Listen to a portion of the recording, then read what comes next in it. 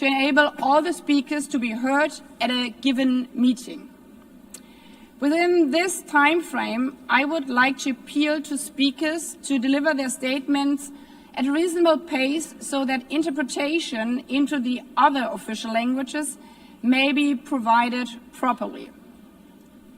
I would also like to draw your attention to the decision taken by the Assembly at previous sessions, namely that the practice of expressing congratulations inside the Assembly Hall after speech has been delivered is strongly discouraged.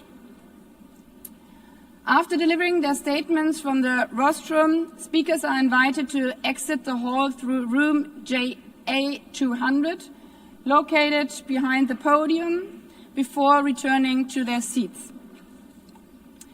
May I take it that the Assembly agrees to proceed in this manner? It's so decided. Finally, I should like to draw the attention of Member States that during the general debate, official photographers are in the room and will take official photographs of all speakers by the Department of Global Communications. Members interested in obtaining these photographs are requested to contact the Photo Library of the United Nations. By this, the Assembly will hear an address by His Excellency Luiz Inácio Lula da Silva, President of the Federative Republic of Brazil. I request the protocol to escort His Excellency and invite him to address the Assembly.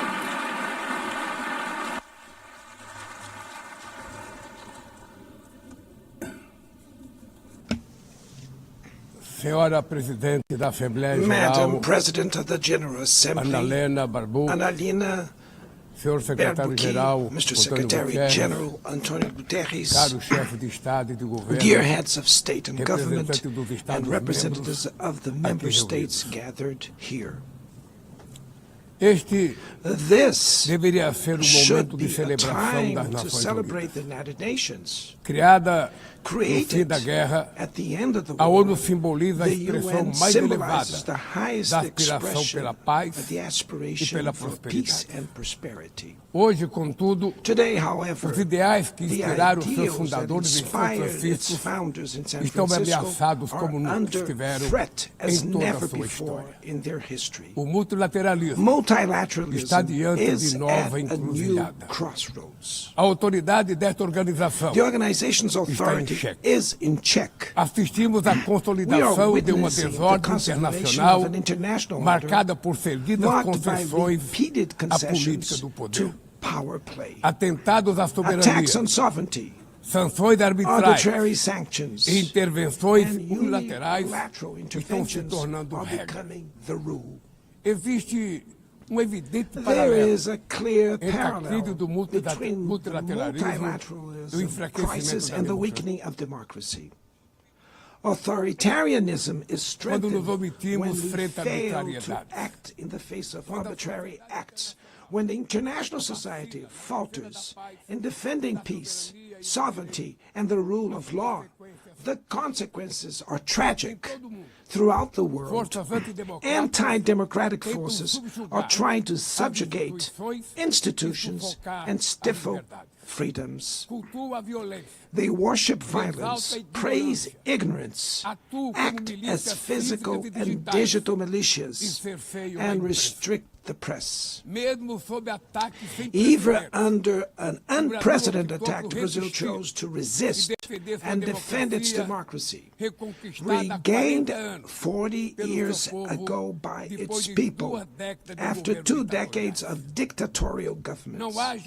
There is no justification for unilateral and arbitrary measures against our institutions and our economy. The aggression against the independence of the judiciary branch of power is unacceptable. This interference in domestic affairs is aided by a subservient far right who is nostalgic of past hegemonies. False patriots plan and publicly promote actions against Brazil. Peace cannot be achieved with impunity. A few days ago, and for the first time in 525 years of our history, a former head of state was convicted of attacking the democratic rule of law. He was investigated, indicted, trialed, and held accountable for his actions in a meticulous process. He has the right to defend himself was secured, a prerogative that dictatorships deny to their victims. Before the eyes of the world, Brazil sent a message to all aspiring autocrats and those who support them. Our democracy, our sovereignty are non-negotiable.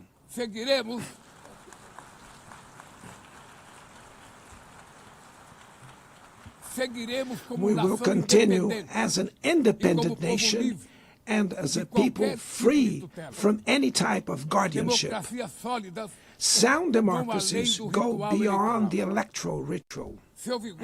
Its strength presupposes the reduction of inequalities, the guarantee of the most basic rights: food, safety, work, housing, education, and health. Democracy fails when women earn less than men or die at the hands of partners and family members.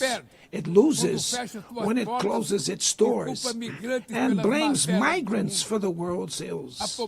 Poverty is as much an enemy of democracy as extremism. Therefore, we were proud to receive confirmation from FAO that Brazil has once again left the hunger map in this year, 2025. But in the world, there are still 670 million hungry people, and about 2.3 billion face food insecurity. The only war of which everyone can emerge victorious is the one we wage against hunger and poverty. This is the goal of the global alliance we launched at the G20 and which has the support of 103 countries. The international community needs to revise its priorities, reduce arms spending, and increase development aid. Relieve the service of the foreign debt of the poorest countries, above all African nations, and set minimum global tax standards so that the super rich pay more taxes than workers. Democracy is also measured by the ability to protect families and the childhood. Digital platforms offer possibilities for us to come together in ways we never imagined, but they have been used for sowing intolerance, misogyny, xenophobia, and misinformation. The internet cannot be a land of lawlessness. It's up to governments to protect the most vulnerable. Regulating does not mean restraining freedom of expression. It's about ensuring that what is already illegal in the real world is treated the way in the virtual environment. Attacks on regulation serve to cover up hidden interests and provide shelter for crimes such as fraud, human trafficking, pedophilia, and attacks against democracy.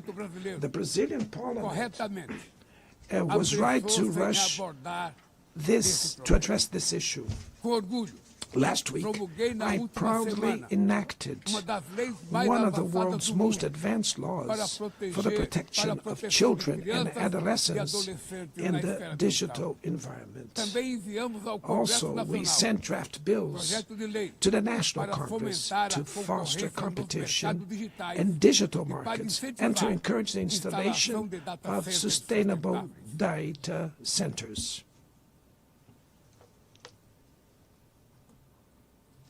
To mitigate the risks of artificial intelligence, we are committed to building multilateral governance in line with the Global Digital Compact that was approved in this plenary last year. Ladies and gentlemen, Your Excellencies, in Latin America and the Caribbean, we are experiencing a time of growing polarization and instability. Maintaining the region as a zone of peace is and was our priority. We are a continent free of weapons of mass destruction, without ethnic or religious conflicts.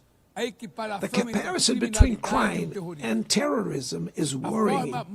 The most effective way to combat drug trafficking is to cooperate to suppress money laundering and limit arms trade. Using lethal force in situations that do not constitute armed conflict is tantamount to executing people without trial.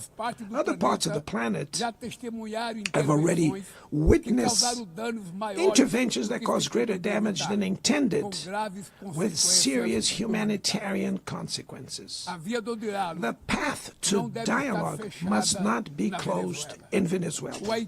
Haiti has the right to a violence-free future, and it is unacceptable that Cuba be listed as a country that sponsors terrorism. In the conflict in Ukraine,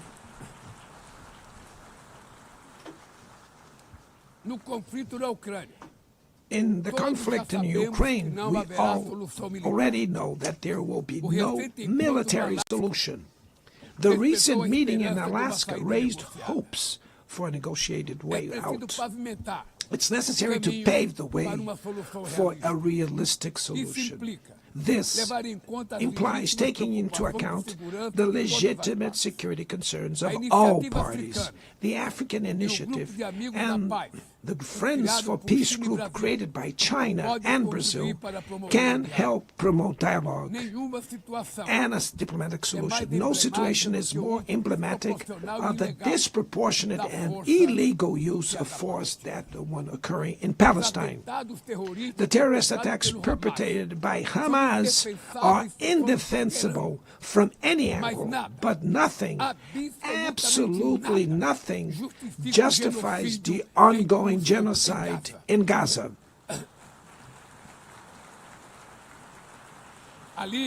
There, under tons of rubble, are buried tens of thousands of innocent women and children. There, we can see that international humanitarian law and the myth of ethical exceptionalism of the West are also being buried there. This massacre would not have happened without the complicity of those who could have prevented it. In Gaza, hunger is used as a weapon of war, and the forced displacement of populations goes on unimpeded. Punished. I express my admirations to the Jews who, inside and outside Israel, oppose this collective punishment. The Palestinian people are at risk of disappearing. They will only survive with an independent state integrated to the international community. This is the solution defended by more than 150 UN members, reaffirmed yesterday here in this very plenary, but barred by a single veto. It is regrettable that President Mahmoud Abbas was prevented by the host country of occupying the Palestinian bench at this historical moment.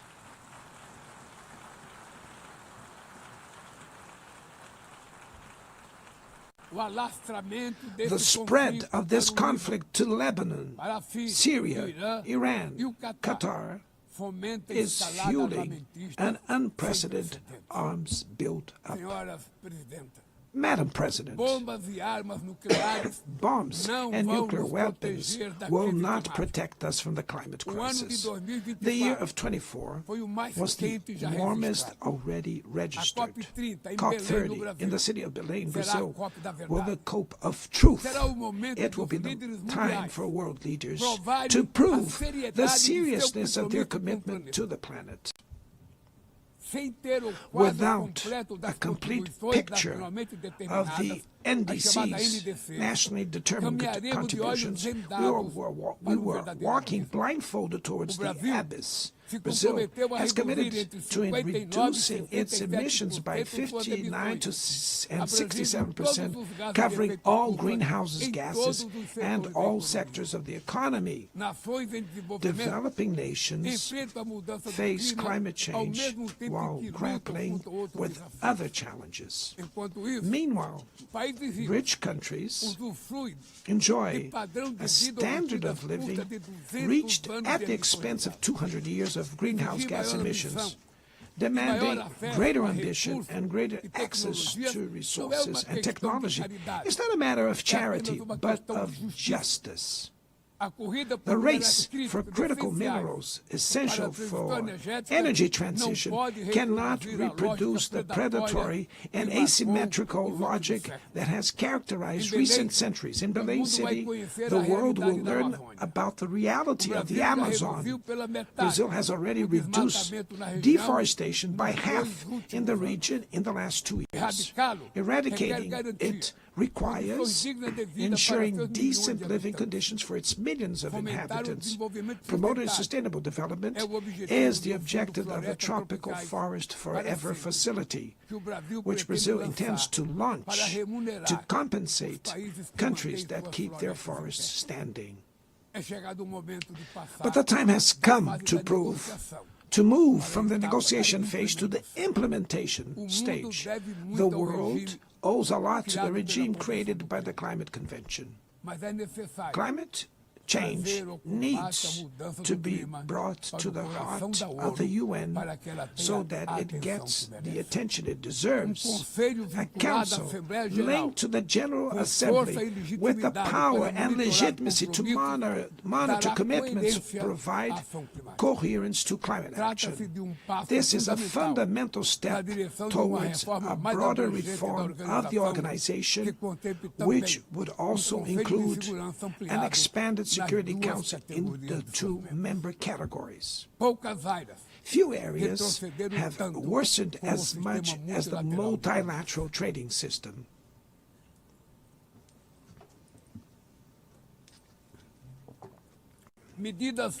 Unilateral measures have rendered fundamental principles, such as the most favored nations clauses, meaningless. They have disrupted value chains and threw the global economy into a pernicious spiral of high prices and stagnation. It is urgent to refound the WTO based on modern and flexible foundations. Your Excellencies, ladies and gentlemen, this year, the world lost 2 exceptional public figures. Former Uruguayan President Pepe Mujica and our dear Pope Francis. Both embodied the best humanist values like no other. Their lives were intertwined with the 8 decades of the UN's existence. If they were still among us, they would use this platform to remember that authoritarianism, environmental degradation, and inequality are not, that the only ones defeated are those who stand idly by, resignate, and that we can defeat the false prophets who hate, and that tomorrow and it takes courage to act to transform.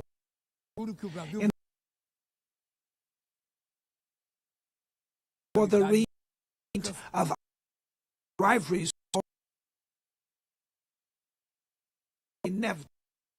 we need leaders clear, not a zero-sum game. The 21st multi-power to remain peaceful. Brazil is giving increasing Union, the African Union, ASEAN, CELAC, BRIC, G20. The South must. The UN The UN has today almost 4 times more members than 51 who were at its foundation. Our historic mission is to make it once a barrier of hope and a promoter of equality, peace, sustainable development, diversity, and tolerance. May God bless us all. And thank you very much.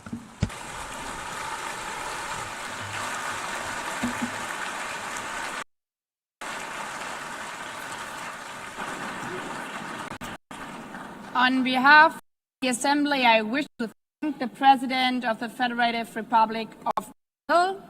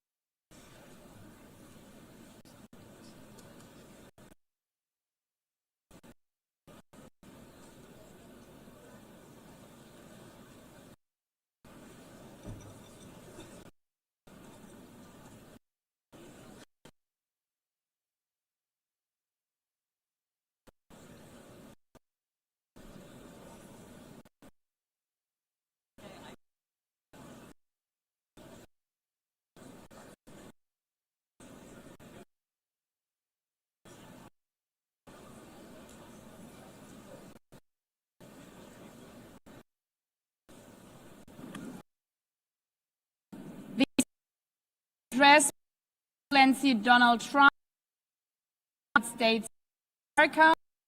I request Excellency to address.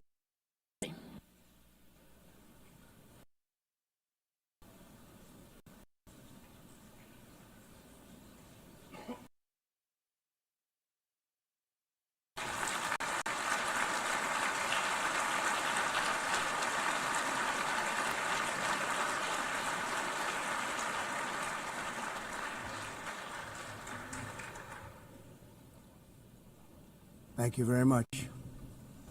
Very much appreciated.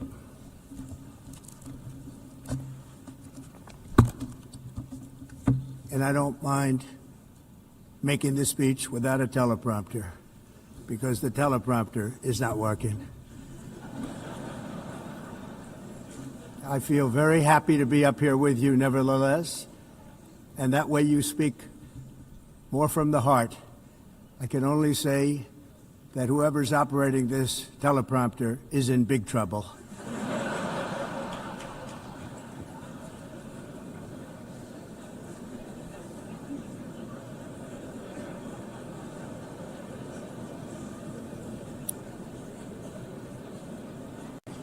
Hello, Madam First Lady. Thank you very much for being here. And Madam President, Mr. Secretary General, First Lady of the United States, distinguished delegates, ambassadors, and world leaders. 6 years have passed since I last stood in this grand hall and addressed a world that was prosperous and at peace in my first term. Since that day, the guns of war have shattered the peace I forged on 2 continents. An era of calm and stability gave way to one of the great crises of our time. And here in the United States, 4 years of weakness, lawlessness, and radicalism under the last administration delivered our nation into a repeated set of disasters. 1 year ago, our country was in deep trouble, but today, just 8 months into my administration, we are the hottest country anywhere in the world, and there is no other country even close. America is blessed with the strongest economy, the strongest borders, the strongest military, the strongest friendships, and the strongest spirit of any nation on the face of the earth. This is indeed the golden age of America. We are rapidly reversing the economic calamity that we inherited from the previous administration, including ruinous price increases and record-setting inflation like we've never had before. Under my leadership, energy costs are down, gasoline prices are down, grocery prices are down, mortgage rates are down, and inflation has been defeated. The only thing that's up is the stock market, which just hit a record high. In fact, it hit a record high 48 times in the last short period of time. Growth is surging, manufacturing is booming. The stock market, as I said, is doing better than it's ever done. And all of you in this room benefit by that, almost everybody. And importantly, workers' wages are rising at the fastest pace in more than 60 years. And that's what it's all about, isn't it? In 4 years of President Biden, we had less than $1 trillion of new investment into the United States. In just 8 months since I took office, we have secured commitments and money already paid for $17 trillion. Think of it, 4 years, less than $1 trillion, 8 months, much more than $17 trillion is being invested in the United States. And it's now pouring in from all parts of the world. We've implemented the largest tax cuts in American history and the largest regulation cuts in American history, making this once and again the best country on earth to do business. And many of the people in this room are investing in America, and it's turned out to be an awfully good investment during this 8-month period. In my first term, I built the greatest economy in the history of the world. We had the best economy ever, history of the world. And I'm doing the same thing again, but this time it's actually much bigger and even better. The numbers far surpass my record-setting first term. On our southern border, we have successfully repelled a colossal invasion. And for the last 4 months, and that's 4 months in a row, the number of illegal aliens admitted and entering our country has been 0. Hard to believe, because if you look back just a year ago, it was millions and millions of people pouring in from all over the world, from prisons, from mental institutions, drug dealers. All over the world they came. They just poured into our country with the ridiculous open border policy of the Biden administration. Our message is very simple. If you come illegally into the United States, you're going to jail, or you're going back to where you came from, or perhaps even further than that. You know what that means.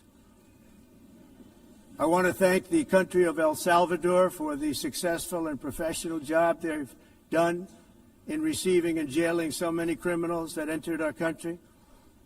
And it was under the previous administration that the number became record-setting, and they're all being taken out.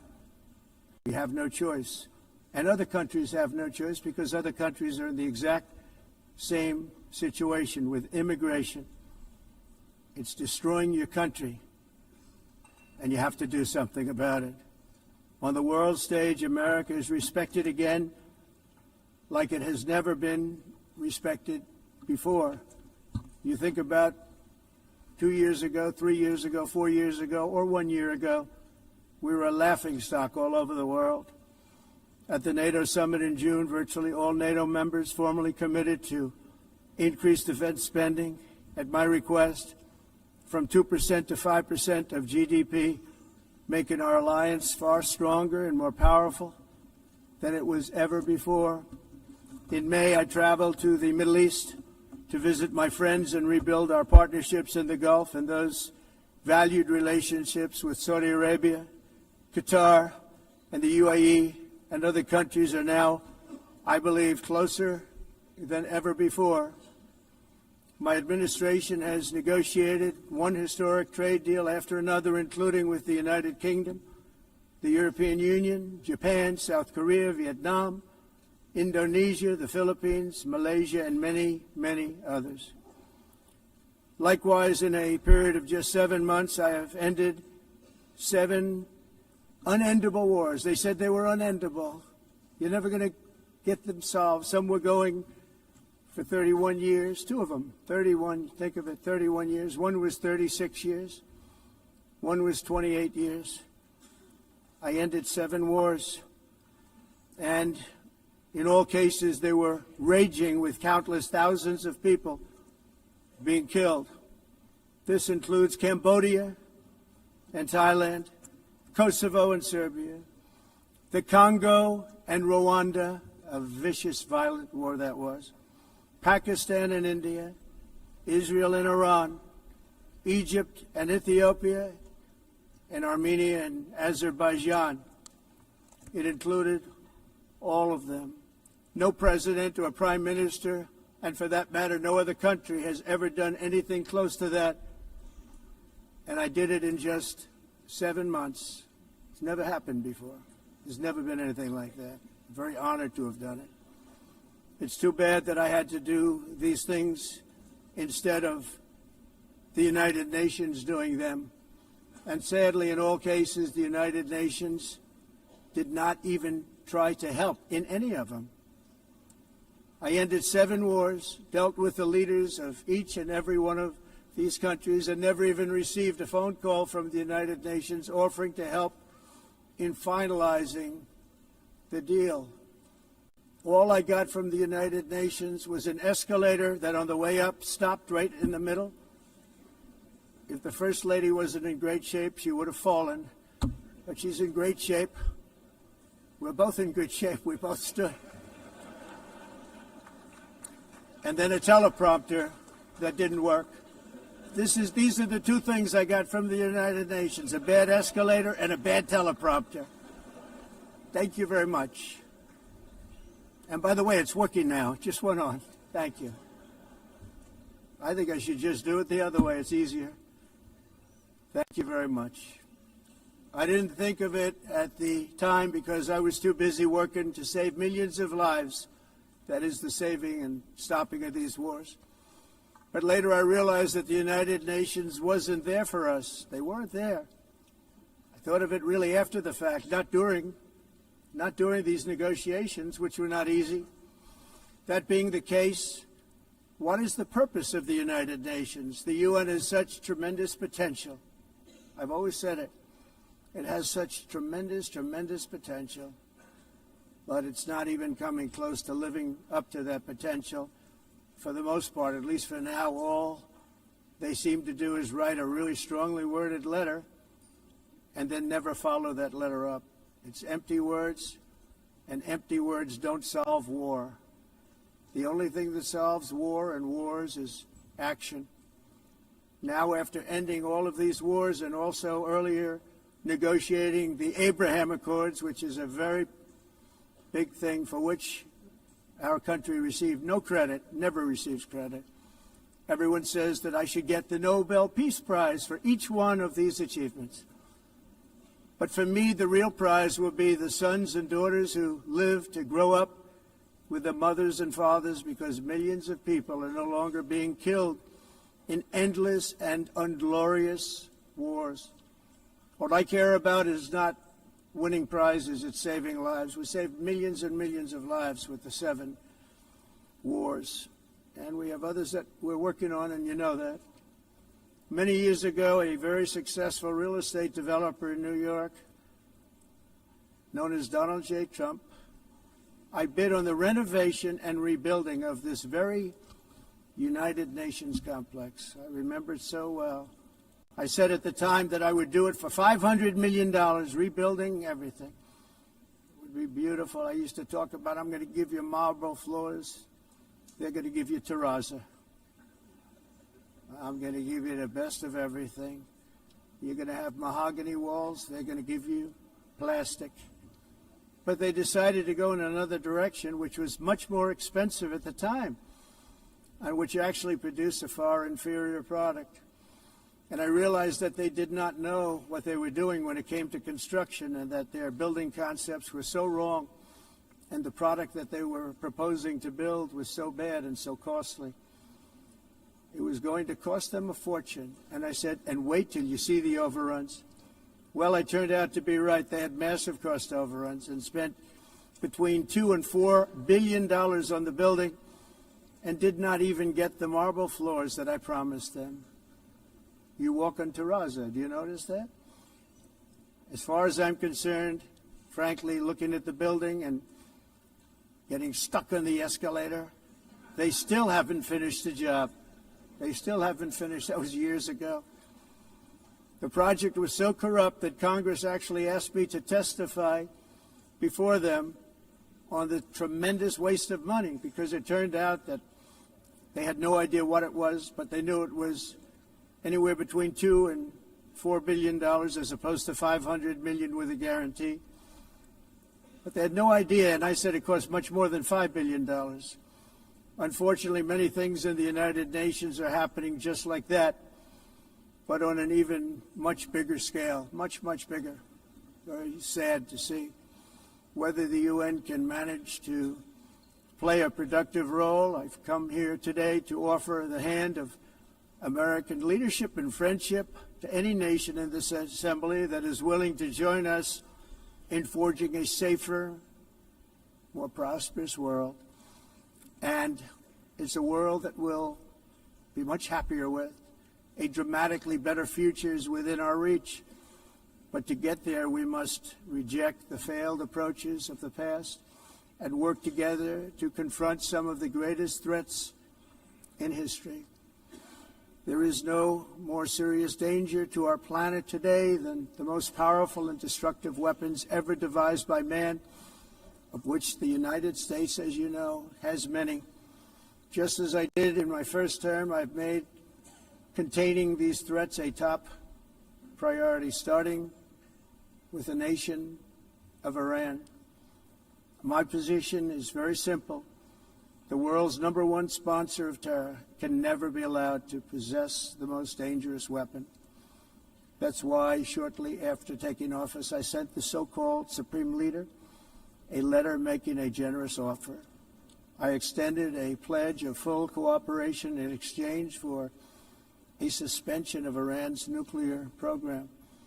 The regime's answer was to continue their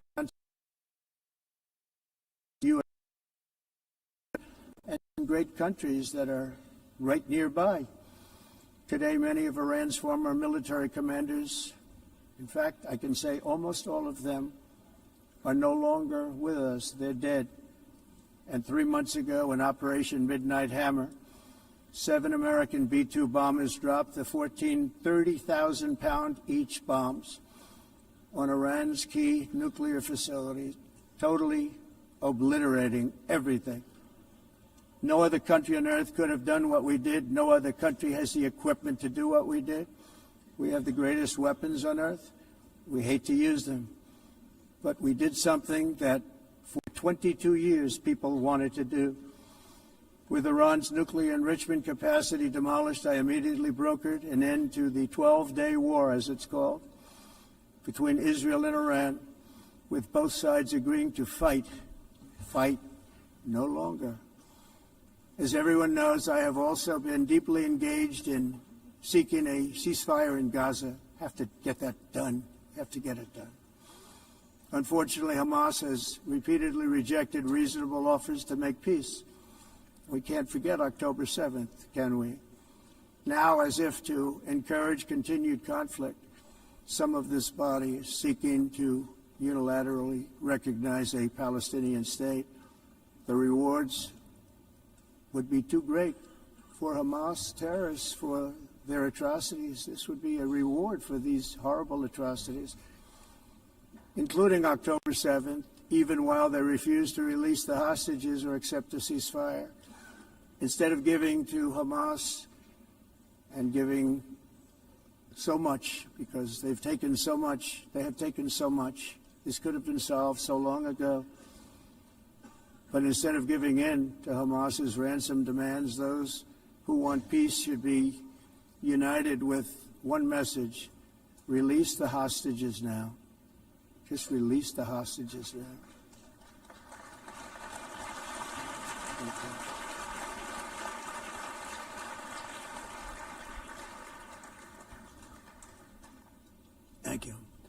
as we have got to come together, and we will come together, got to get it done. We have to stop the war in Gaza immediately. We have to stop it. We have to get it done. We have to negotiate, immediately have to negotiate peace. We got to get the hostages back. We want all 20 back.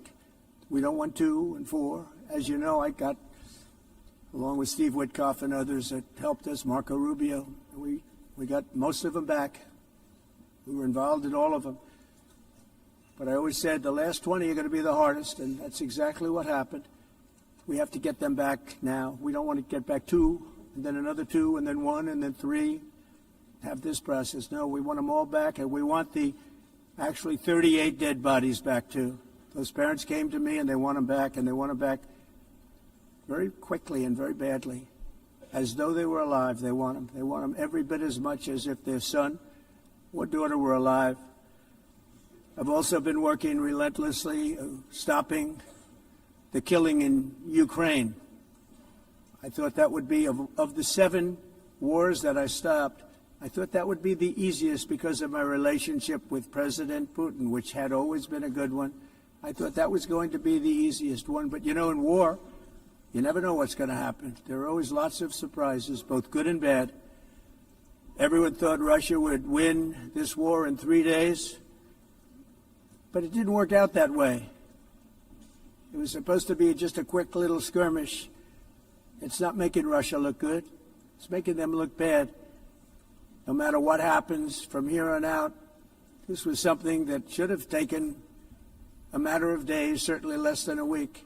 And they've been fighting for 3.5 years and killing anywhere from 5,000 to 7,000 young soldiers, mostly soldiers, on both sides, every single week, from 5,000 to 7,000 dead young people, and some in cities, much smaller numbers, where rockets are shot, where drones are dropped.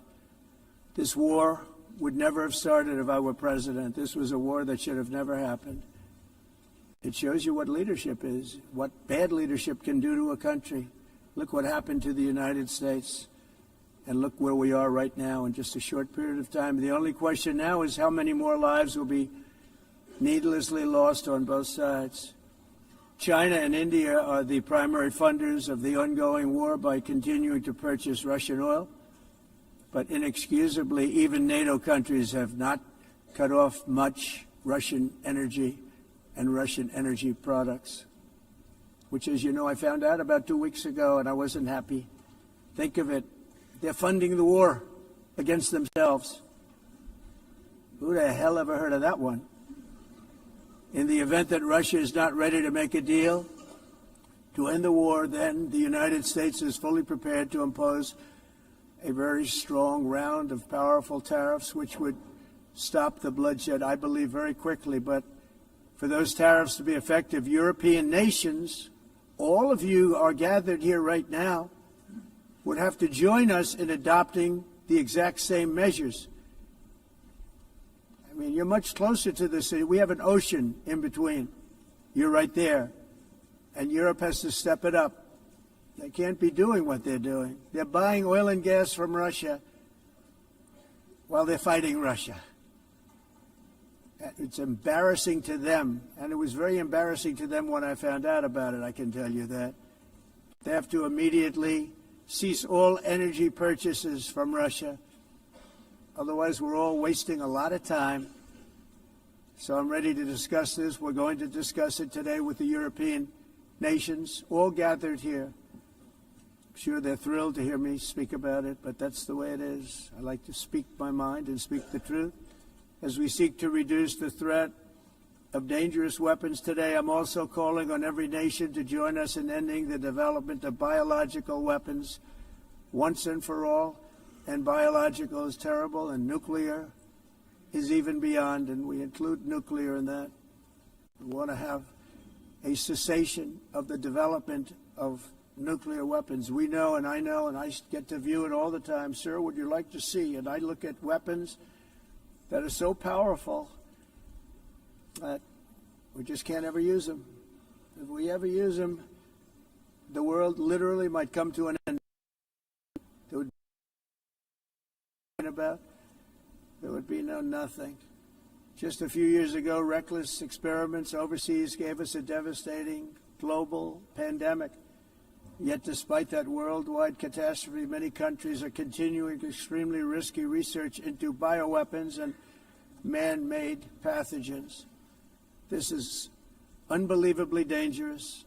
To prevent potential disasters, I'm announcing today that my administration will lead an international effort to enforce Biological Weapons Convention, which is going to be meeting with the top leaders of the world by pioneering an AI verification system that everyone can trust. Hopefully the UN can play a constructive role, and it will also be one of the early projects under AI. Let's see how good it is, because a lot of people are saying it could be one of the great things ever, but it also can be dangerous, but it can be put to tremendous use and tremendous good, and this would be an example of that. Not only is the UN not solving the problems it should, too often, it's actually creating new problems for us to solve. The best example is the #1 political issue of our time, the crisis of uncontrolled migration. It's uncontrolled. Your countries are being ruined. The United Nations is funding an assault on Western countries and their borders. In 2024, the UN budgeted $372 million in cash assistance to support an estimated 624,000 migrants journeying into the United States. Think of that. The UN is supporting people that are illegally coming into the United States, and then we have to get them out. The UN also provided food, shelter, transportation, and debit cards to illegal aliens. Can you believe that? On the way to infiltrate our southern border. Millions of people came through that southern border. Just a year ago, millions and millions of people were pouring in, 25 million altogether over the 4 years of the incompetent Biden administration. And now we have it stopped, totally stopped. In fact, they're not even coming anymore because they know they can't get through. But what took place is totally unacceptable. The UN is supposed to stop invasions, not create them and not finance them. In the United States, we reject the idea that mass numbers of people from foreign lands can be permitted to travel halfway around the world, trample our borders, violate our sovereignty, cause unmitigated crime, and deplete our social safety net. We have reasserted that America belongs to the American people, and I encourage all countries to take their own stand in defense of their citizens as well. You have to do that because I see it. I'm not mentioning names. I see it, and I can call every single one of them out. You're destroying your countries. They're being destroyed. Europe is in serious trouble. They've been invaded by a force of illegal aliens like nobody's ever seen before. Illegal aliens are pouring into Europe. Nobody's doing anything to change it, to get them out. It's not sustainable. And because they choose to be politically correct, they're doing just absolutely nothing about it.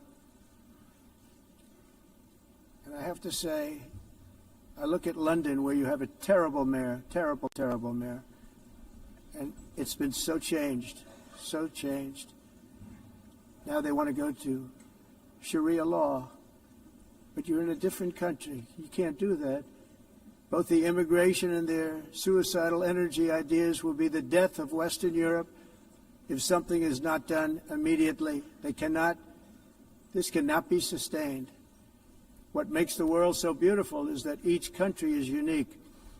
But to stay this way, every sovereign nation must have the right to control their own borders. You have the right to control your borders, as we do now, and to limit the sheer numbers of migrants entering their countries and paid for by the people of that nation that were there and that built that particular nation at the time.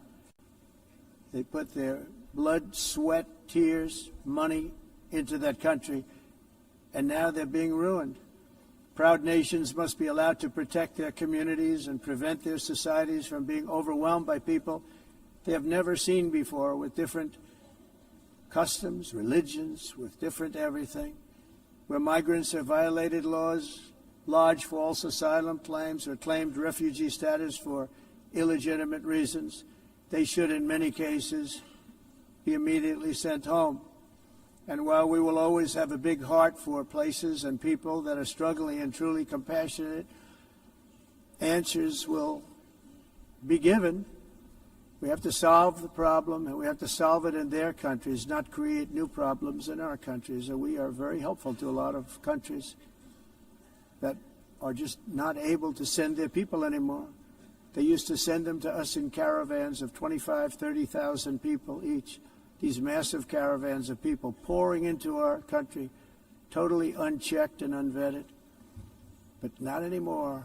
According to the Council of Europe in 2024, almost 50% of inmates in German prisons were foreign nationals or migrants. In Austria, the number was 53% of the people in prisons were from places that weren't from where they are now.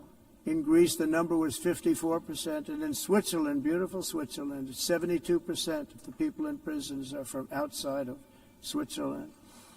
When your prisons are filled with so-called asylum seekers who repaid kindness, and that's what they did, they repaid kindness with crime. It's time to end the failed experiment of open borders. You have to end it now. See, I can tell you, I'm really good at this stuff. Your countries are going to hell. In America, we've taken bold action to swiftly shut down uncontrolled migration. Once we started detaining and deporting everyone who crossed the border and removing illegal aliens from the United States, they simply stopped coming. They're not coming anymore. We're getting a lot of credit, but they're not coming anymore. This was a humanitarian act for all involved, because on the trips up, thousands of people a week were dying. Women were being raped. Nobody's ever seen anything like it. Raped, horribly beaten, raped. On the trip up, the journey up, it was a long walk. It was a long, arduous journey, indeed. And it was also a historic victory against human trafficking throughout the region. What we did was a victory, and we saved so many lives of people that wouldn't make the journey. That journey was loaded up with death. Loaded up with death. Dead bodies all along the roads of jungles to get up. They go through jungles, they go through areas so hot you couldn't breathe. They were dying of suffocation, areas so hot that you couldn't breathe. Dead bodies all over. By them not coming, we're saving tremendous numbers of lives. My people have done a fantastic job in doing what they did, and the American public agrees with it. I mean, I was very proud to see this morning I have the highest poll numbers I've ever had. Part of it is because of what we've done on the border. I guess the other part is what we've done on the economy. Joe Biden's policies empowered murderous gangs, human smugglers, child traffickers, drug cartels, and prisoners from all over the world.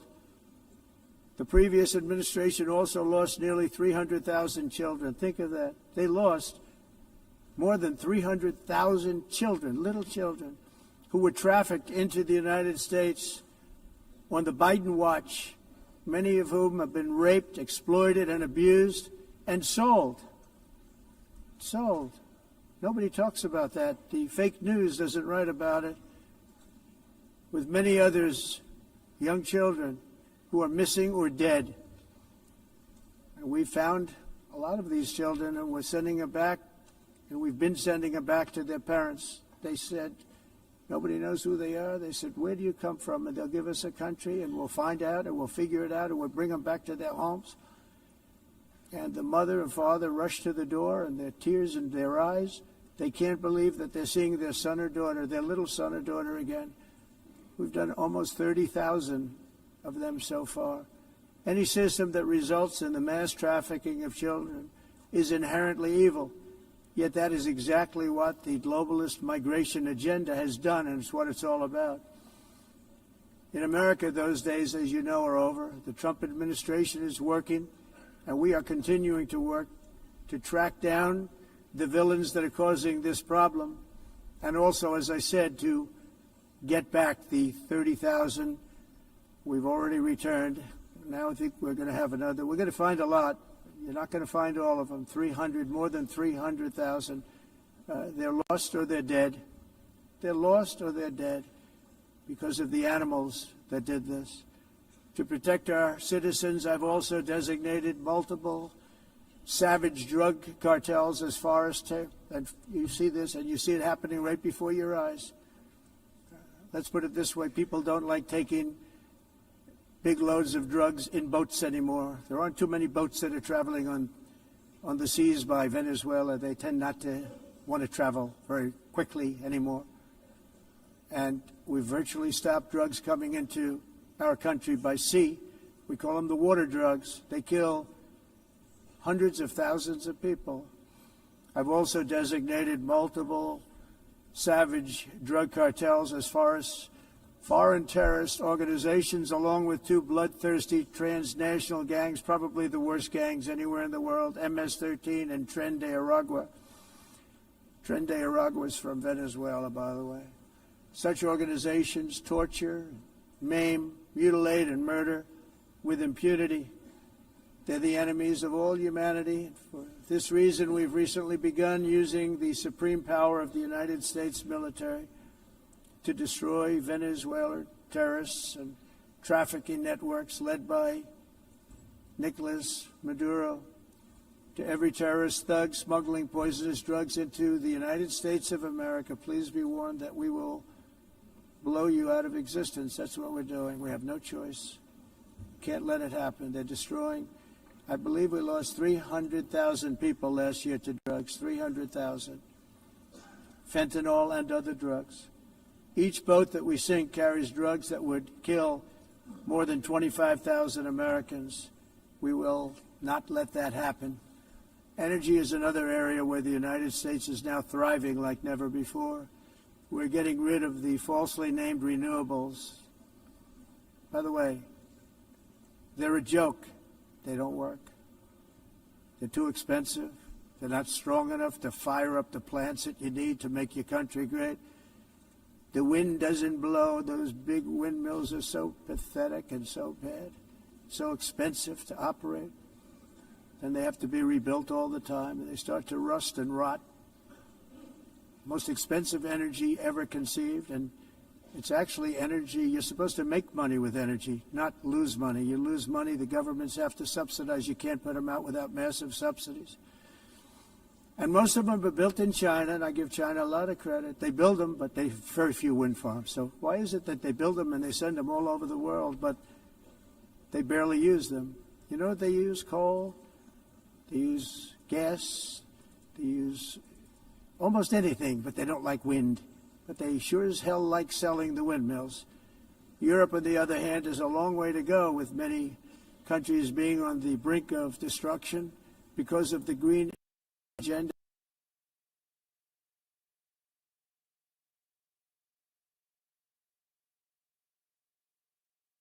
Energy going green.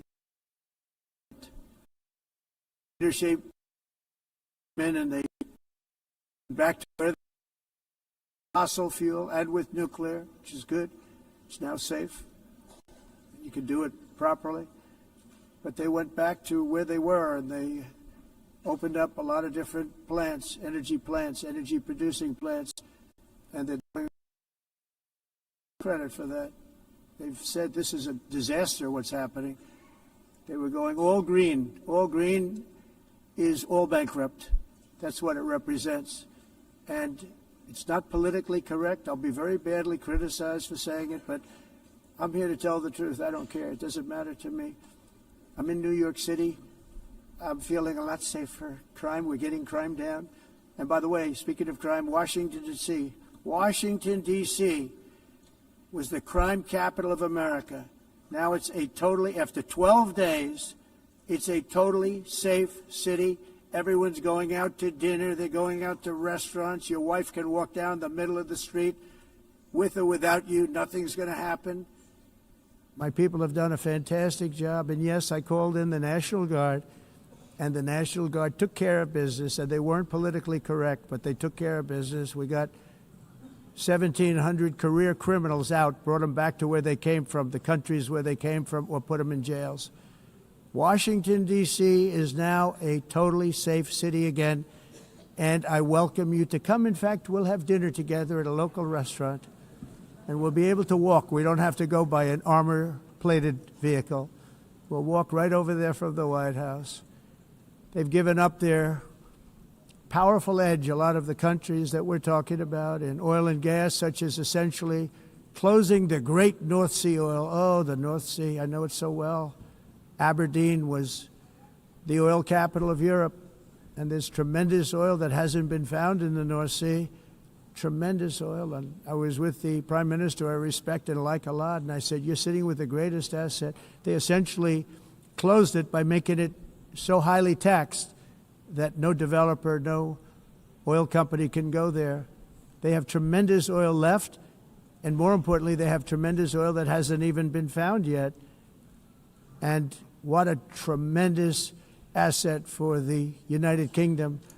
And I hope the Prime Minister is listening, because I told it to him 3 days in a row. That's all he heard.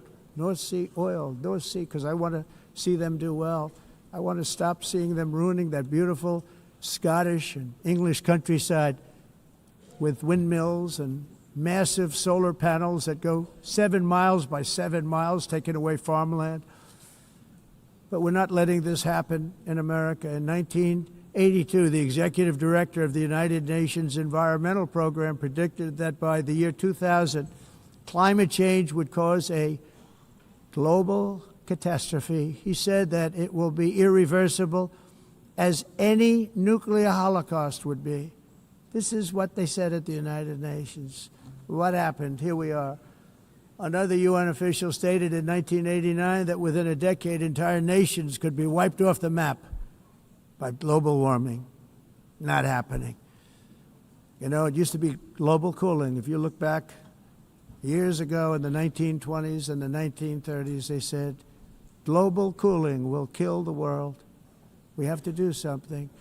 Then they said global warming will kill the world. But then it started getting cooler. So now they could just call it climate change, because that way they can't miss. It's climate change. Because if it goes higher or lower, whatever the hell happens, there's climate change. It's the greatest con job ever perpetrated on the world, in my opinion. Climate change, no matter what happens, you're involved in that. No more global warming, no more global cooling. All of these predictions made by the United Nations and many others, often for bad reasons, were wrong. They were made by stupid people that have cost their countries fortunes and given those same countries no chance for success. If you don't get away from this green scam, your country is going to fail. And I'm really good at predicting things, you know. They actually said during the campaign, they had a hat, the best-selling hat. Trump was right about everything. And I don't say that in a braggadocious way, but it's true. I've been right about everything. And I'm telling you that if you don't get away from the green energy scam, your country is going to fail. And if you don't stop people that you've never seen before, that you have nothing in common with, your country is going to fail.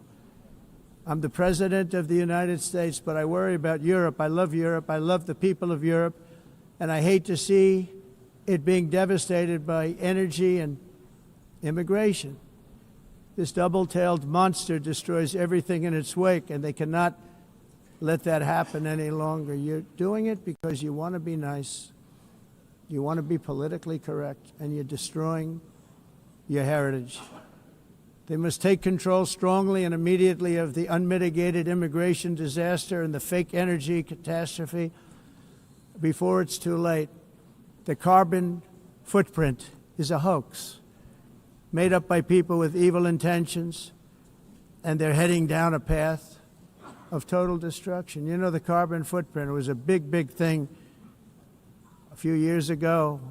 I remember hearing about the carbon footprint, and then President Obama would get into Air Force One, a massive Boeing 747, and not a new one, an old one with old engines that spew everything into the atmosphere. He'd talk about the carbon footprint, we must do so. Then he'd get in and he'd fly from Washington to Hawaii to play a round of golf.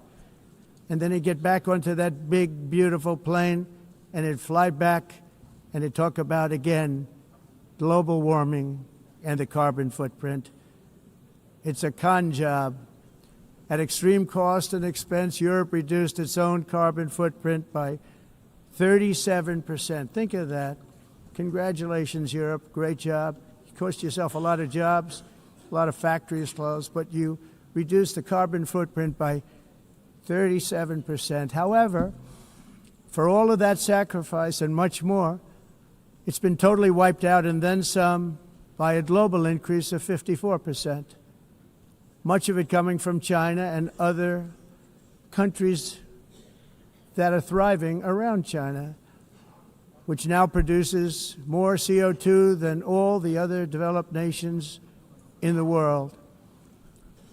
So all of these countries are working so hard on the carbon footprint, which is nonsense, by the way.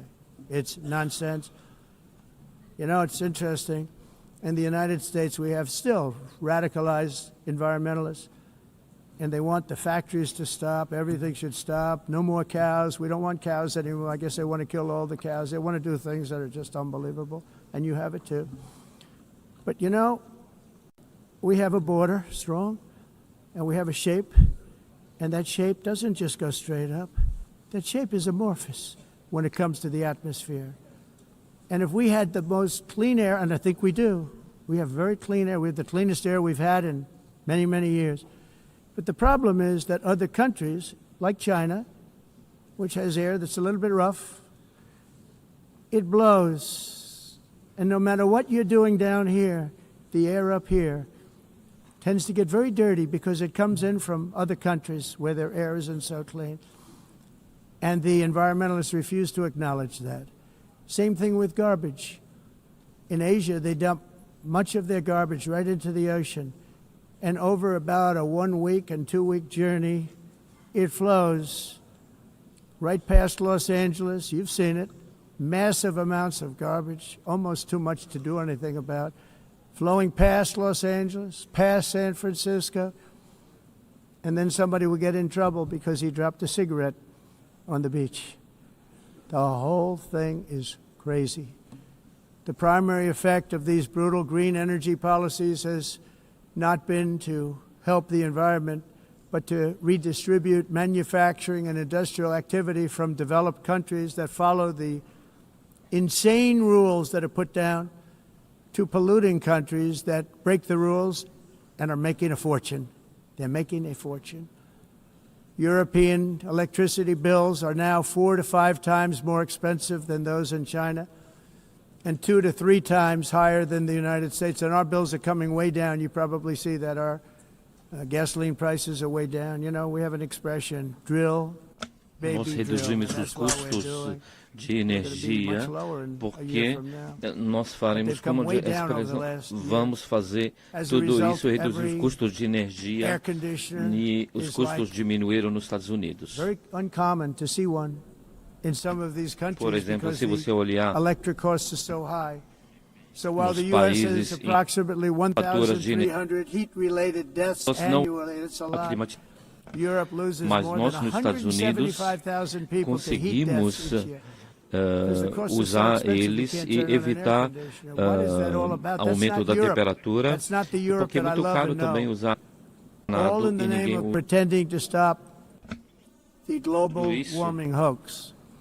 The entire globalist concept of asking successful industrialized nations to inflict pain on agenda themselves mundialista não and tem nenhum radically sentido. disrupt their entire societies must be rejected completely and totally, and it must be immediate. That's why in America I withdrew from the fake Paris Climate Accord, where, by the way, America was paying so much more than every country. Others weren't paying. China didn't have to pay until 2030. Russia was given an old standard that was easy to meet, a 1990 standard. For the United States, we're supposed to pay like $1 trillion. And I said, this is another scam. The fact is, the United States has been taken advantage of by the world for many, many years, but not any longer, as you probably noticed. I unleashed massive energy production and signed historic executive orders to hunt for oil, but we don't have to do much hunting because we have the most oil of any nation anywhere, oil and gas in the world. And if you add coal, we have the most of any nation in the world. Clean, I call it clean, beautiful coal. You can do things today with coal that you couldn't have done 10 years ago, 15 years. So I have a little standing order in the White House. Never use the word coal, only use the words clean, beautiful coal. Sounds much better, doesn't it? But we stand ready to provide any country with abundant, affordable energy supplies if you need them, when most of you do. We're proudly exporting energy all over the world. We're now the largest exporter. In the United States, we want trade and robust commerce with all nations, everybody. We want to help nations. We're going to help nations. But it must also be fair and reciprocal. The challenge with trade is much the same with climate. The countries that followed the rules, all their factories have been plundered. It's really sad to watch. They've been broken. They've been broken by countries that broke the rules. That's why the United States is now applying tariffs to other countries, and much as these tariffs were for many years applied to us, uncontrollably applied to us. We've used tariffs as a defense mechanism under the Trump administration, including my first term, where hundreds of billions of dollars in tariffs were taken in. And by the way, we had the lowest inflation, and now we have very low inflation. The only thing different is that we have hundreds of billions of dollars flowing into our country. But this is how we will ensure that the system works for everyone and is sustainable into the future. We're also using tariffs to defend our sovereignty and security throughout the world, including against nations that have taken advantage of former U.S. administrations for decades, including the most corrupt, incompetent administration in history, the sleepy Joe Biden administration. Brazil now faces major tariffs in response to its unprecedented efforts to interfere in the rights and freedoms of our American citizens and others, with censorship, repression, weaponization, judicial corruption, and targeting of political critics in the United States. I have a little problem saying this because I must tell you, I was walking in and the leader of Brazil was walking out. We saw him and I saw him, he saw me, and we embraced. And then I'm saying, can you believe I'm going to be saying this in just 2 minutes? But we actually agreed that we would meet next week.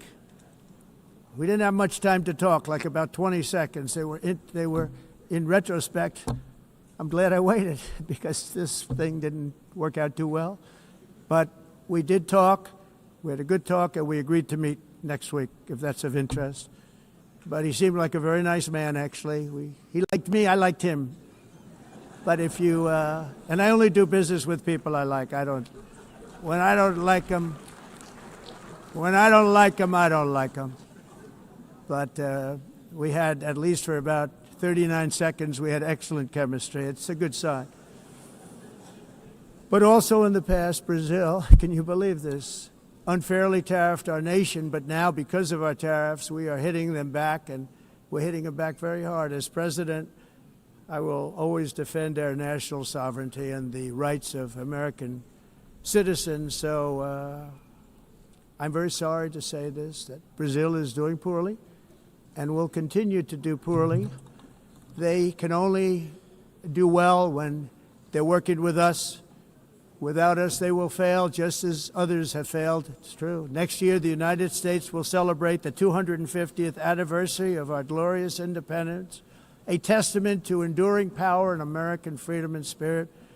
We will also be proudly hosting the 2026 FIFA World Cup, and shortly thereafter, the 2028 Olympics, which is going to be very exciting. I hope you all come.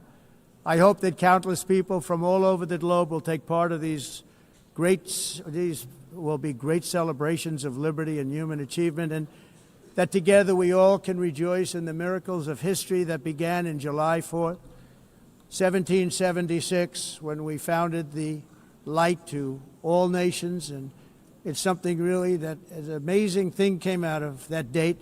It's called the United States of America. In honor of this momentous anniversary, I hope that all countries who find inspiration in our example will join us in renewing our commitment, values, and those values, really, that we hold so dear. Together, let us defend free speech and free expression. Let us protect religious liberty, including for the most persecuted religion on the planet today. It's called Christianity. And let us safeguard our sovereignty and cherish qualities that have made each of our nations so special, incredible, and extraordinary. In closing, I just want to repeat that immigration and the high cost of so-called green renewable energy is destroying a large part of the free world and a large part of our planet. Countries that cherish freedom are fading fast because of their policies on these two subjects. You need strong borders and traditional energy sources if you are going to be great again. Whether you have come from north or south, east or west, near or far, every leader in this beautiful hall today represents a rich culture, a noble history, and a proud heritage that makes each nation majestic and unique, unlike anything else in human history or any other place on the face of the earth.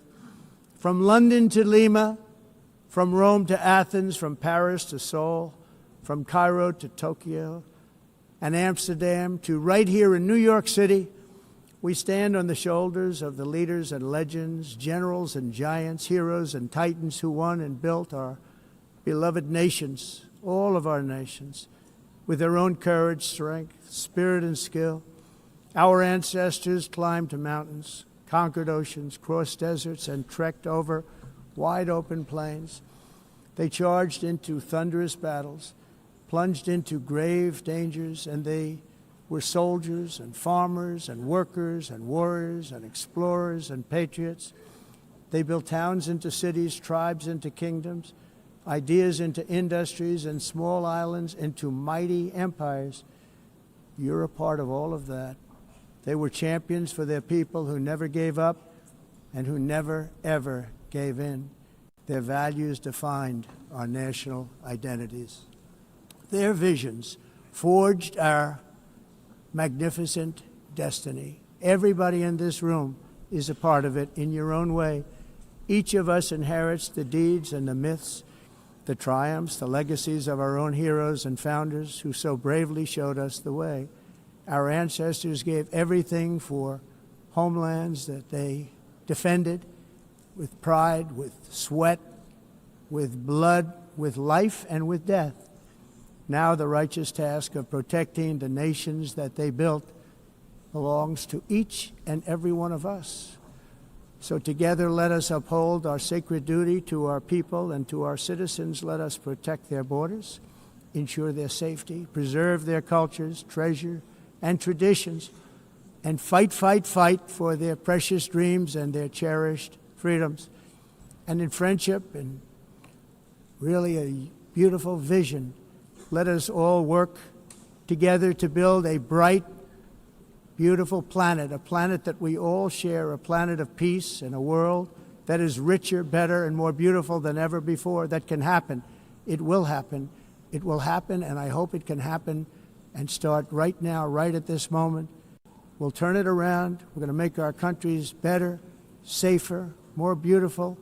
We're going to take care of our people. Thank you very much. It's been an honor. God bless the nations of the world. Thank you very much. Bye.